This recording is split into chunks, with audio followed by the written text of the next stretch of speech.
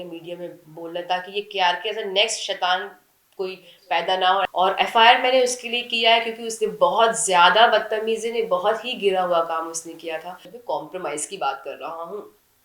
तो मैं वहां से उठ के जब जा रही थी तो उस बंदे ने मुझे इतनी गंद तरीके से खींचा। उसके बाद भी बहुत सारी चीजें थी जो मैं, ऑब्वियसली बात है, being a girl I have respect, I can not tell in front of public. सोचा कि इतना वक्त क्यों लिया आपने? एक्चुअली बीइंग अ गर्ल, ये मेरे लिए इतना आसान था नहीं कि मैं ये सब कंप्लेन लिखाऊं। और अब क्योंकि इसमें अपनी इज्जत जाती है, इसमें जो ऑलरेडी गिरा हुआ इंसान है उसकी क्या इज्जत जाएगी, लेकिन जिसकी इज्जत है उसकी इज्जत जाती है। So actually I took time for this. और मेरे पास इतना, मैं इतनी हिम्मत नहीं जुटा पा रही थी कि मैं जाऊं और मैं कंप्लेन करूं ये सब चीज़ों के बारे में। आप समझ रहे हैं, लेकिन जब चीज़ें सब सर से ऊपर जाने लगी तो मेरे को ये चीज़ें करनी पड़ी। अ, किसी किसी ने एडवाइस करी आपको कि you should go and file a नहीं, कंप्लेंट और how it happened? Do you know remember? Body, nobody actually. मैंने ये बातें किसी से डिस्कशन करी नहीं है, और ये मेरा खुद का डिसीजन था। क्योंकि उसकी सारी चीज़ें मेरी तरफ से, उसकी जो सारी चीज़ें मुझे लेके इतनी ज़्यादा हो गई थी कि मुझे ये चीज़ें करनी पड़ी। और किसी के बोलने से कोई कुछ नहीं करता, जिसके साथ बीतती है सिर्फ उसको पता होता है। So it was him who actually forced me to do this force और again, provoke? Provoked me actually. हाँ, फोर्स इन द सेंस, इतना ज़्यादा उसने मुझे प्रोवोक कर दिया, इतना इंसिस्ट कर दिया कि नहीं, मुझे ये डिसीजन लेना ही पड़ गया। जी if you can throw some more light on the case. हाँ। अगर कुछ और बता सके आप डिटेल में इस पूरे केस के बारे में। देखिए, मैं ज़्यादा तो मैं बता नहीं पाऊँगी मीडिया के सामने, क्योंकि अगर आपको रियली में बहुत डीपली कुछ चीज़ें जाननी है तो आप, एक्चुअली मुझे मुंबई पुलिस वाले ने बहुत हेल्प की, and I want to thank them कि आपने मेरी चीज़ों को समझा और मुझे इतनी हेल्प करी। I would love to thank each one of you, the entire Mumbai Mumbai police, कि आप ने मुझे सपोर्ट किया और इस चीज़ को आगे बढ़ाया। Thank you so much. और एफआईआर मैंने उसके लिए किया है क्योंकि उसने बहुत ज़्यादा बदतमीजी ने, बहुत ही गिरा हुआ काम उसने किया था। मैं जब उसके घर पे गई थी तो उसने मुझे अपने रूम पे बुलाने के बाद ही वॉज मेरा, मुझे बोलने लगा कि ताशा, मैंने तुम्हारे लिए वीडियो बना के भेजा, तो तुम मेरे लिए क्या कर सकती हो? तो मैंने कहा कि आप जो बोले मैं शोज़ कर लूँगी आपके लिए, वीडियो आप जब मुझे बुलाएंगे एकदम फ्री में कर लूँगी, आपको मुझे पैसे देने की कोई ज़रूरत नहीं है। सो आप मुझे जो काम बोलेंगे मैं I will definitely do it, कि अब कोई शूट हो या कुछ हो, इवेंट्स हो या फिर शोज़ वगैरह हो, म्यूज़िक का, म्यूज़िकल शोज़ हो।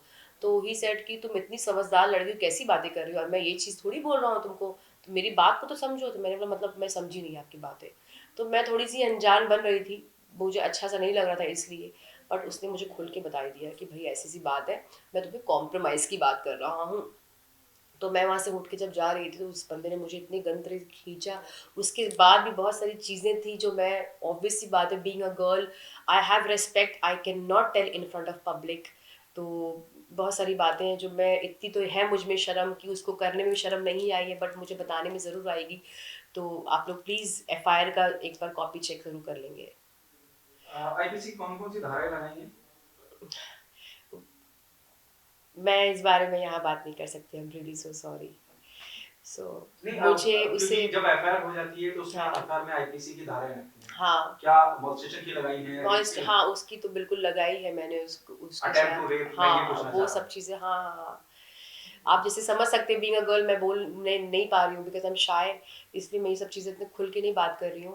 एंड आई एम श्योर कि और मेरा ये बोलने का, ये मीडिया में बताने की ये भी रीज़न है कि जो इतना करप्शन जो हो रहा है लड़कियों के साथ, वो गलत हो रहा है, उनके टैलेंट को नहीं देखा जाता है, उनके साथ गलत किया जाता है। तो ये रुकना चाहिए। पहली बात तो बॉलीवुड में करप्शन हटना चाहिए, ये सेक्स और ये जो कॉम्प्रोमाइज़ नाम का जो शब्द है उसको ही पूरा मिटा देना चाहिए। और लड़कियों को या चाहे लड़कों को, उनके उनको टैलेंट से मिलना चाहिए उनका काम, एक दूसरे को सपोर्ट सिस्टम बनना चाहिए इंसान को। और केआरके ने बहुत लड़कियों के साथ गलत किया होगा, मैं चाहती हूँ कि वो सारी लड़कियां सामने आके खड़े होके बोले कि उनके साथ भी क्या क्या सारी चीज़ें हुई हैं, ताकि ये पूरी दुनिया को पता चलना चाहिए कि आज अगर वो किसी के साथ गलत करे तो उनके साथ भी गलत हो सकता है। This is wrong. जो गलत नाम के जो शब्द है, जो कॉम्प्रोमाइज सेक्स और ये सब जो चीज़ें हैं, वो कट हो जाना चाहिए बिल्कुल भी। This is the only reason कि मैं क्यों ये सब चीज़ें मैंने मीडिया में बोलना, ताकि ये केआरके एज अ नेक्स्ट शैतान कोई पैदा ना हो। और ऐसे बहुत सारे लोग हैं जो एक्चुअली लड़कियों के सामने गलत लफ्ज़ बात करने से भी डरे कि नहीं यार मुझे नहीं करना है, मेरे भी घर में माँ बहन बेटी बहन है कोई है। सर KRK अब पुलिस ने क्या कार्रवाई के लिए कहा है? FIR तो हो गई है, is not in India. He is not in India क्या एग्जैक्टली। क्या पुलिस की तरफ से क्या आपको इंस्ट्रक्शन या फीडबैक मिला है कि आगे वो कैसे कार्रवाई करेगी? देखिए मैं तो मुझे इतना पता है कि पुलिस का जो काम है वो मुझे उनको बताने की ज़रूरत नहीं है। दे नो कि इनको क्या करना है। सो आई एम श्योर कि मैं उनके काम में कोई भी इंटरफेरेंस नहीं करना चाहती हूँ। आई नो कि वो बहुत ही परफेक्ट तरीके से अपना काम जो है वो कर लेंगे। इस जस्ट कि KRK शैतान जो इंसान है जो वहाँ पे बैठे बैठे सबके बारे में बकवास करता रहता है, जिसको वो बराबरी नहीं कर सकता तो उसके बारे में वो घटिया बातें करता है। सो पैसे तो गलत तरीके से भी कमा लेते हैं लोग, तो उसके पास अगर पैसा है तो उसका मतलब ये नहीं कि उसके पास पावर है। एक हद तक उसका पावर भी कोई काम नहीं आने वाला है क्योंकि वो गलत इंसान है।